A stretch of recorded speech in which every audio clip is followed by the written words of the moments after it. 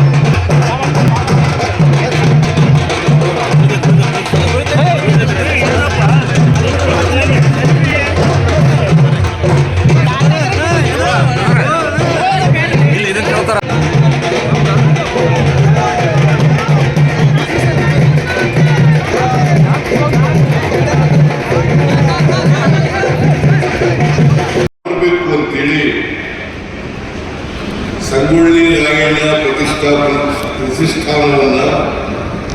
12 ಮತ್ತು 13ನೇ ಸಾಲಿನಲ್ಲಿ ಸ್ಥಾಪನೆ ಮಾಡ್ತಾರೆ.